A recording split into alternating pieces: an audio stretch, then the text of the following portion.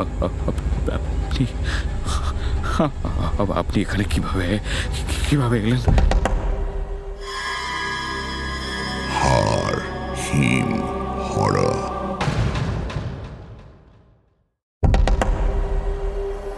নীল পাহাড়ের পাদদেশে বিস্তৃত ছিল চণ্ডেশ্বরী বনাঞ্চল। একসময় লোকজ বিশ্বাসে ঘেরা এই বনাঞ্চল আজ সরকারি খতিয়ানে শুধু জোন 3 ফরেস্ট এরিয়া। বহু বছর আগে এখানে আশ্রয় নেওয়া একদল শিকারী রাতারাতি আকস্মিকভাবে উধাও হয়ে যায়। বহু খোঁজাখুঁজি করেও তাদের পাওয়া যায়নি। স্থানীয় মানুষেরা অবশ্য বলে, যারা ওই জঙ্গলে কুমতলবে ঢোকে তারা ফেরে না। ওই বুনো বাতাস তাদের গিলে নেয়। জঙ্গলের ধারেই ছোট আদিবাসী গ্রামের সকলেই জানে, চণ্ডেশ্বরী জঙ্গলে কেউ ইচ্ছে মতো ঢুকতে পারে না। তাই সবাই ওই জঙ্গলের পথ এড়িয়েই চলে। এমনভাবেই নিশ্চিন্তে জীবন চলছিল। কিন্তু বাঁধ সাধল যখন সরকারি ফরেস্ট বিভাগ ও বাণিজ্য দপ্তরের লোকজন বনাঞ্চল পরিদর্শনে এলো। খাতায় কলমে বন সংরক্ষণ প্রকল্পের সরেজমিন করতেই ওদের আশা। কিন্তু এটাই একমাত্র কারণ নয়। বহু বছর ধরেই চণ্ডেশ্বরী বনাঞ্চলের একাংশ বেসরকারি কাঠ ব্যবসায়ীদের নজরে। এবার সরকারি কর্তারাও সেই চাপের মুখে পড়ে বন উন্নয়নের নামে গোপনে সাজিয়েছেন গাছ কাটার পরিকল্পনা।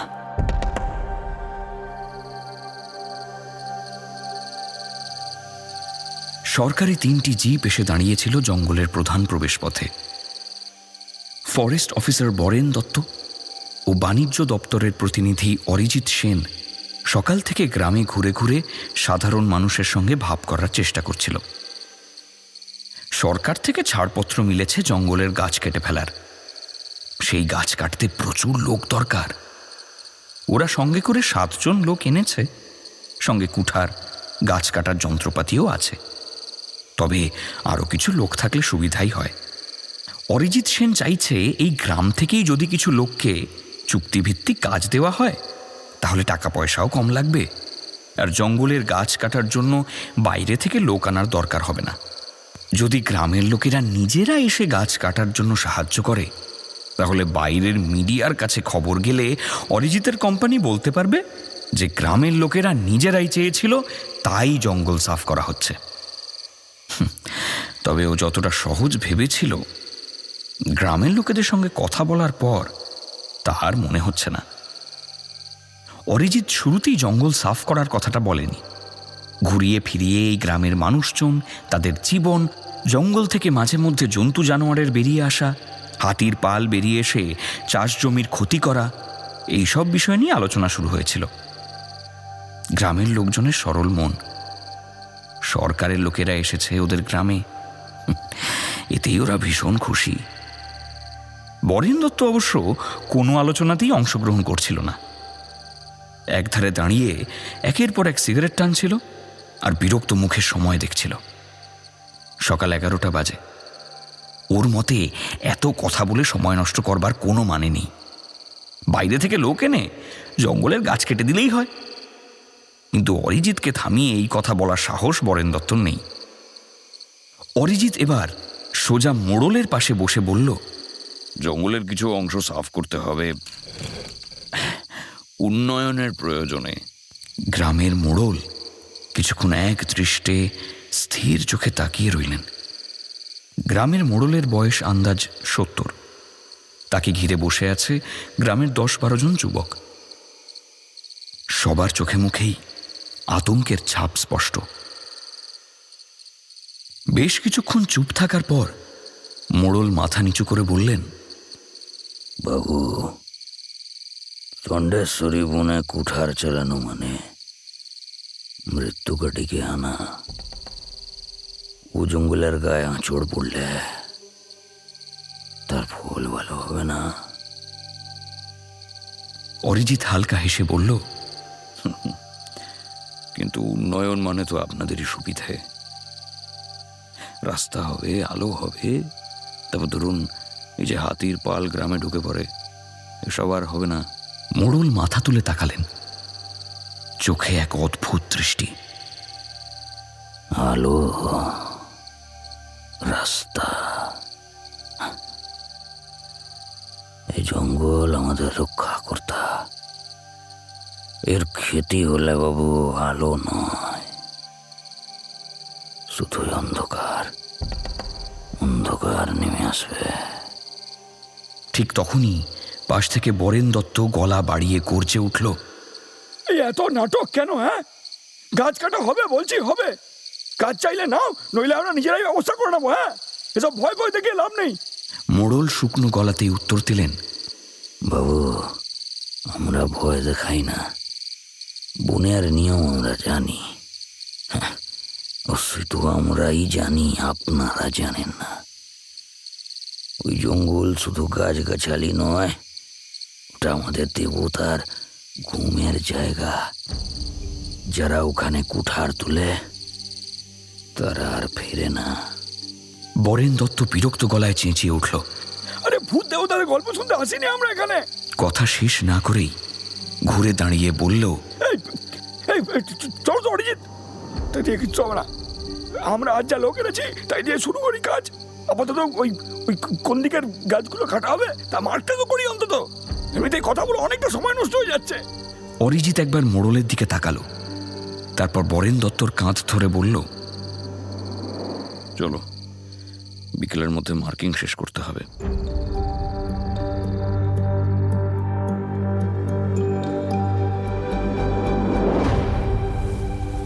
সাতজন শ্রমিক, দুজন গার্ড, বরেন দত্ত আর অরিজিৎ, মোট 11 জন জঙ্গলের পথ ধরে এগোলো। সকালের রোদ তীক্ষ্ণ ছিল, কিন্তু জঙ্গলের ভেতরে ঢুকতেই আলো যেন কুয়াশার মধ্যে আটকে গেল। বাতাস থমকে গেল, আর চারিদিকে এমন নিস্তব্ধতা নেমে এলো যেন এই জঙ্গলে কোনো প্রাণের অস্তিত্ব নেই। কোথাও একটা পাখি ডাকছে না। শ্রমিকেরা একে একে গাছের গায়ে নম্বর লিখে মার্ক করতে শুরু করলো, কোন গাছগুলো কাটা হবে। অরিজিতের গা ছমছম করছিল। চারপাশ এত নিস্তব্ধ, আর মোড়লের ওই কথাগুলো বারবার মনে পড়ে যাচ্ছে। বরেন দত্ত সিগারেটে টান দিতে দিতে এগিয়ে যাচ্ছিল জঙ্গলের ভিতরে। ঠিক তখনই একজন শ্রমিক, দুলাল, থমকে দাঁড়িয়ে বলল, দাদা, মনে হচ্ছে কেউ আমাদের দেখছে। হ্যাঁ, দেখছে কেউ একটা। সবাই জঙ্গলের ভেতরে ছড়িয়ে ছিটিয়ে রয়েছে। অরিজিৎ হাঁটা থামিয়ে চারপাশ দেখল। বরেন দত্ত অনেকটা দূরে গিয়ে গেছে। বাকি শ্রমিকরা এক একজন এক এক দিকে গাছের গায়ে নাম্বার লিখছে। গার্ড দুজন বরেন দত্তর সঙ্গেই জঙ্গলের পথ দিয়ে গিয়ে যাচ্ছে। অরিজিৎ দুলালকে আশ্বাস দিয়ে বলল, কে আমাদের উপরে নজর রাখবে বলো তো এই ঘন জঙ্গলে? হ্যাঁ, আরে চারপাশ এত নিস্তব্ধ, তাই হয়তো মনে হচ্ছে। যাও যাও, তাড়াতাড়ি আজকের কাজটা শেষ করে এখান থেকে বেরোতে হবে, ঠিক আছে? বিকেল হয়ে আসছে দুলাল, আর অন্ধকার নামার আগে জঙ্গল থেকে বেরিয়ে পড়তে হবে, ঠিক আছে? চলো চলো চলো চলো। দুলাল তাও যেন আশ্বস্ত হলো না। কিছুক্ষণ চুপ করে দাঁড়িয়ে রইল, তারপর কাঁপা কাঁপা গলায় বলল, দাদা, ওই গাছের গায়ে যে নম্বরগুলো লিখছে সেগুলো কিছুক্ষণ পর আর খুঁজে পাচ্ছি না। একটু আগে এই ধারের গাছগুলোতে নম্বর লিখেছিলাম, এখন দেখুন একটা গাছের গায়ে নম্বর নেই। অরিজিৎ থমকে দাঁড়ালো। কি, এ কি করে সম্ভব? সঙ্গে সঙ্গে দূর থেকে আরো কয়েকজন শ্রমিকের চিৎকার শোনা গেল।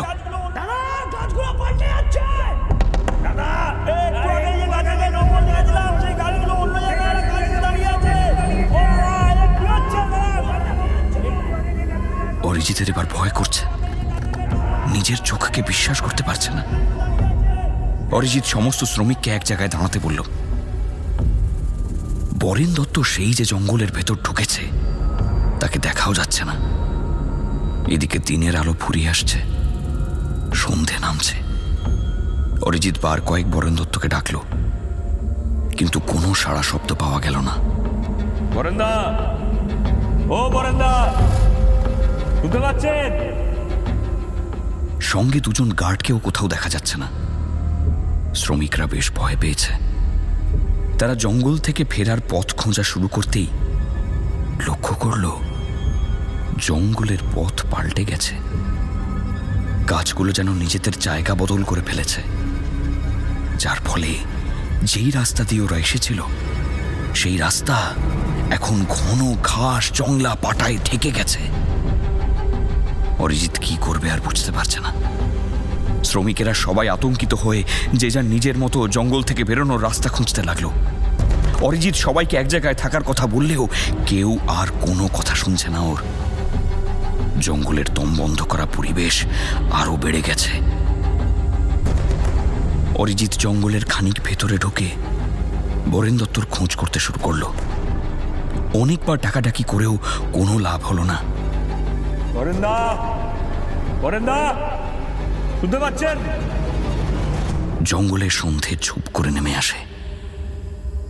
চারপাশ এখন একটা পচা গন্ধে ভরে গেছে। ঘন কুয়াশা নেমে আসছে জঙ্গলের ভেতর। অরিজিতের চোখ জ্বালা করছে, সামনের কিচ্ছু দেখা যাচ্ছে না স্পষ্ট। শ্রমিকেরা পাগলের মতো এদিক থেকে ওদিক ঘুরে বেড়াচ্ছে, কিন্তু বেরোনোর রাস্তা খুঁজে পাচ্ছে না। ঘন কুয়াশার ভিতর দিয়ে হঠাৎ অরিজিৎ শুনতে পেল ধীর পায়ের শব্দ। বরেন দত্ত কি? কিন্তু অরিজিৎকে বিস্মিত করে কুয়াশা ছিঁড়ে সামনে এসে দাঁড়ালো গ্রামের মোড়ল। কিন্তু তাকে দেখে অরিজিতের শিরদাঁড়া বেয়ে হিমস্রোত খেলে গেল। মোড়লের চোখ দুটো অস্বাভাবিক কালো, আর তার মুখের পাশ দিয়ে গাছের শিকড়ের মতো শুকনো লতা বেরিয়ে ঝুলছে। বাবু, অনেক দূর চলে এসেছে। বারণ করেছিলে।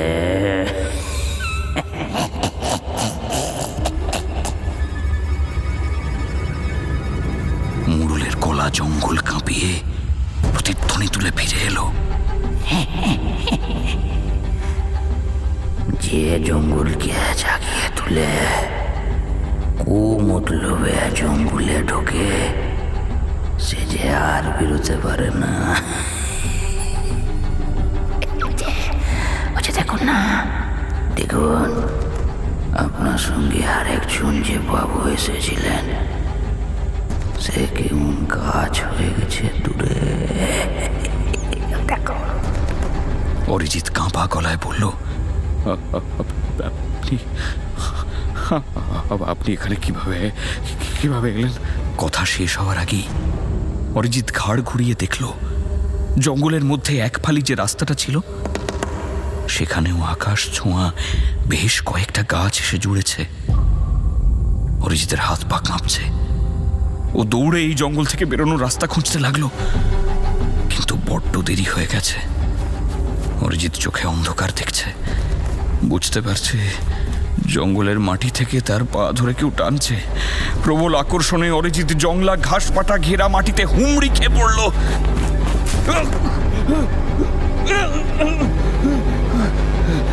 চারপাশের নিস্তব্ধতা কাটিয়ে শুধুমাত্র মোড়লের গলার স্বর ভেসে আসছে।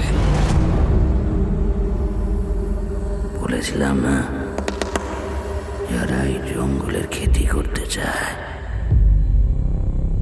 এই জঙ্গল তাদের জীবন শুষে নেয়। সব একে একে কাজ হয়ে যাবে, আর এই জঙ্গলে আটকে পড়বে না জীবন। আমি তো মোড়ল, আমি আমার কাজ করে গেলাম।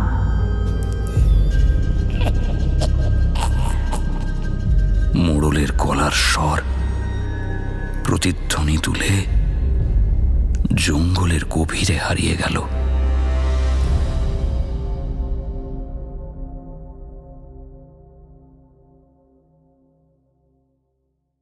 হাড় হিম হরর আপনারা শুনতে পারেন এক্সক্লুসিভলি মির্চি বাংলার ইউটিউব চ্যানেল এবং গানা অ্যাপে।